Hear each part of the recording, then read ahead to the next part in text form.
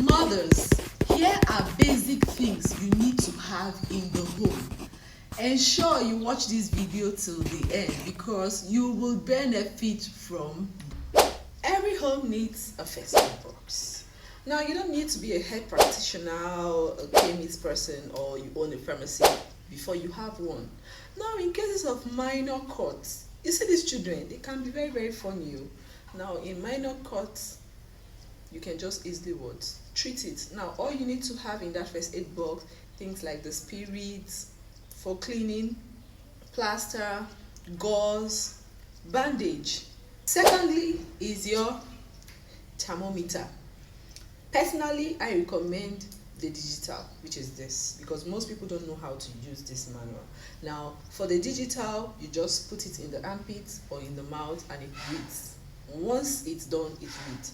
But for the manual, you have to wait for 1 minute for it to read. Now, the normal temperature is 36.5 to 37.5 degrees centigrade. It's below 36.5, that baby will be feeling cold and you need to cover up that child. If it's above 37.5, there's a tendency for that baby to be running a very high temperature, and that child can even run into convulsion. So you see why this thermometer is very important, because it will guide you. It's not enough to just tap the baby and say, oh, you see this baby is having fever. It's not, the baby is not having fever.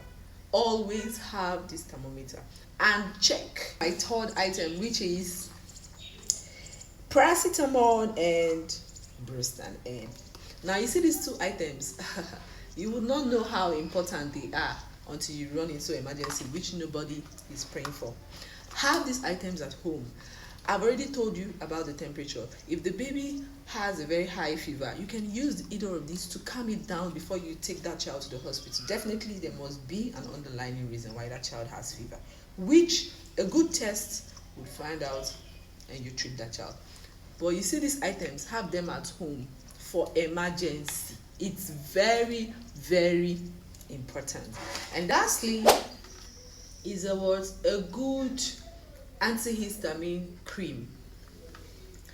Most people could use a cream that contains hydrocortisone. Some can use a cream like Tributan. Some can also use pseudo-cream. But personally, I prefer pseudo-cream because any rashes at all, your baby has a rash, any child has a rash, this cream is good to go. So you see these items I mentioned here, have them in your home. It's not like you were practicing self-medication, no. These are what you need.